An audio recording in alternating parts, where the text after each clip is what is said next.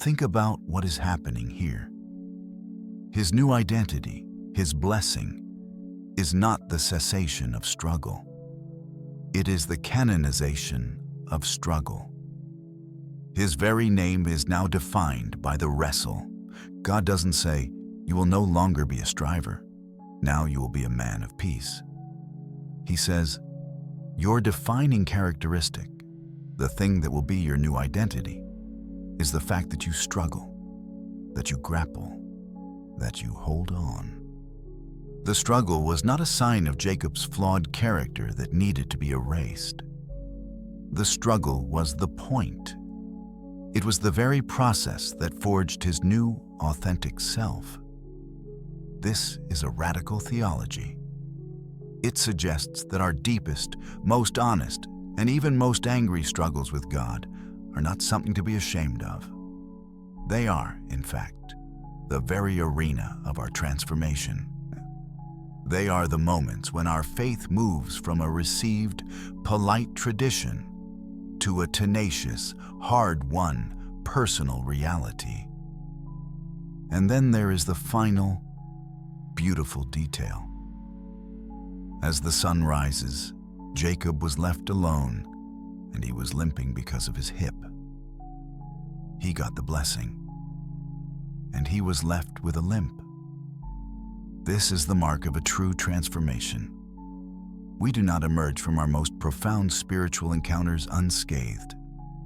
We are changed. We are marked. The limp is not a sign of defeat.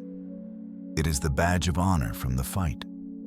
It is the ever-present physical reminder of the night he wrestled with God and survived. It is the sign that his strength is no longer in his own cleverness, but in a new, vulnerable dependence. Every day for the rest of his life, every step he took, that limp would remind him of who he truly was. Not Jacob the trickster, but Israel, the one who struggled with God and was blessed.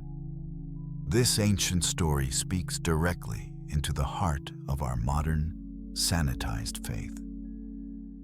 It gives us permission to be angry, to be confused, to have doubts that feel like a physical fight in the dark. It tells us that God is not a fragile deity who is offended by our questions or our desperation. On the contrary, the story of Jacob suggests that the divine might just be waiting for us in the dark, by the river of our greatest fear, ready to engage with our most honest, desperate, clinging selves. The goal is not to win the fight against God. Jacob certainly didn't. The goal is to refuse to let go, to stay in the struggle, to hold on through the long, dark night until the dawn comes, and we are left blessed, renamed, and walking with a beautiful, holy limp of a faith that has become real. So, what is the Jabbok River in your own life? What is the unavoidable confrontation you have been running from? What is the honest, raw, and perhaps angry prayer you have been too polite to utter?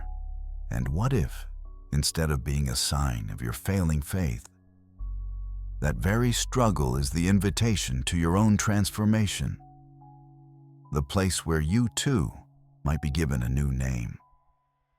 This is the kind of question we are not afraid to ask at Soul Scripts. This is the kind of wrestling we are here for. If you are also on this journey of seeking an honest, tenacious faith, then you are in the right place. Subscribe and join the conversation as we continue to explore these profound stories together. What happens to the human brain when it receives a command that negates its entire previous reality? This isn't a question for neurobiologists. It is the plot of the most brutal psychological experiment described in the Bible. The story of Abraham isn't about obedience. It's about how consciousness copes with the ultimate cognitive dissonance, and what we can learn about ourselves by observing the process. This is arguably the most difficult, the most repulsive, and the most psychologically terrifying story in the Old Testament.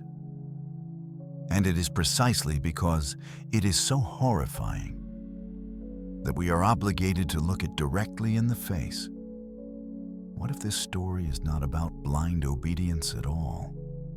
What if instead it is a profound and unflinching look at the nature of an existential crisis, a journey into the very heart of absurdity, where a man is forced to trust a promise that the command itself seems designed to destroy?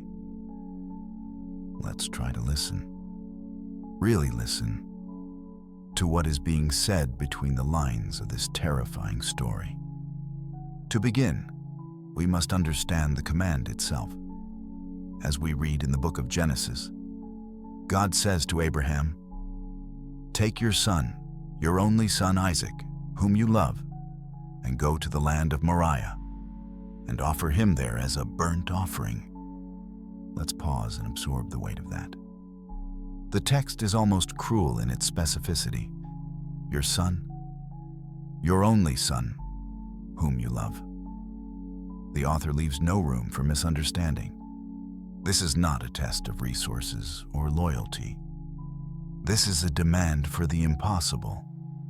Why is it so impossible?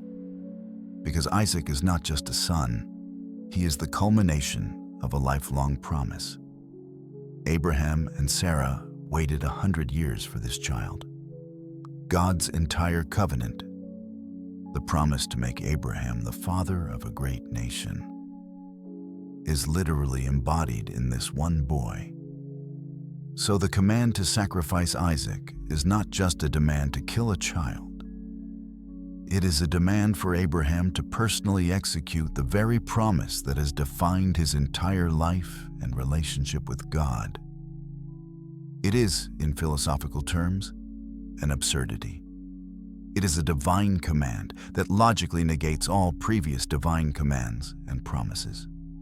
It is a checkmate move against reason. And this is where the real story begins. Because the text does not record Abraham arguing. It does not record him questioning or weeping or bargaining, as he did for the city of Sodom. The text records only silence and action. So Abraham rose early in the morning, saddled his donkey, and took 2 of his young men with him, and his son Isaac. This sentence is one of the most psychologically dense in all of literature. The quiet, domestic normalcy of it is chilling. Saddling a donkey, gathering wood. These are the mundane actions of a man who is compartmentalizing an unthinkable horror. He is putting one foot in front of the other because stopping to actually feel the full weight of his reality would mean total collapse. Have you ever known a grief or a fear so profound that the only way to survive it was to focus on the smallest, most mundane tasks? Making coffee, doing the dishes, answering emails. It is a psychological survival mechanism. Abraham's quiet, methodical preparation is not the sign of a man who is unfeeling. It is the sign of a man who is feeling everything and is using the discipline of routine to keep himself from shattering into a million pieces. The text then tells us, "On the 3rd day, Abraham lifted up his eyes and saw the place from afar." 3 days. Let us not rush past that detail. For 3 days, Abraham walked in silence, side by side with the son he was commanded to kill. 3 days is not a moment of passionate, unthinking obedience. 3 days is an eternity for the mind to work. It is an eternity to be tortured by hope and by despair. What happens to a man's soul during a 3-day walk into the heart of the absurd? He would have replayed every conversation with God, every promise, every doubt. He would have looked at his son, at the wood on his back, and his mind would have screamed. This is not the peace of a man certain in his faith. This, I would argue, is the torment of a man who is choosing to trust beyond all reason. And that choice must be remade with every single step he takes for 72 agonizing hours. If this exploration of the human experience behind the text resonates with you, I invite you to like this video and share it with someone else who appreciates a deeper look into these ancient stories. Then comes the most heartbreaking exchange. As they approach the place, Isaac, with the innocence of a child, asks the question that must have been burning in Abraham's soul. "My father, behold, the fire and the wood. But where is the lamb for a burnt offering?" How does a father answer that? Abraham's reply is a masterpiece of pain and faith. "God will provide for himself the lamb, my son." Is he lying? Is he prophesying? Or is he simply uttering the deepest, most desperate hope of his heart into the abyss, hoping the words themselves will make it true? We don't know. And the text's refusal to explain it to us is part of its power. It forces us to sit with Abraham in his unbearable ambiguity. He does not have a secret answer. He is only a sliver of trust. They arrive. Abraham builds the altar. He arranges the wood. He binds Isaac, his son. Let's not sanitize this. The text is unflinching. This is a father, with his own hands, binding his beloved child and placing him upon an altar of wood. Every action is a universe of inner conflict. He reaches out his hand and takes the knife to slaughter his son. This is the absolute peak of the crisis. This is the moment the philosopher Søren Kierkegaard called the teleological suspension of the ethical. It is the point where faith demands an action that, from every conceivable human, moral, and ethical standpoint, is monstrous. It is a leap of faith, not over a small gap of doubt, but over the infinite abyss separating human reason from the divine will. Abraham is completely alone here. No ethical system can help him. No community can advise him.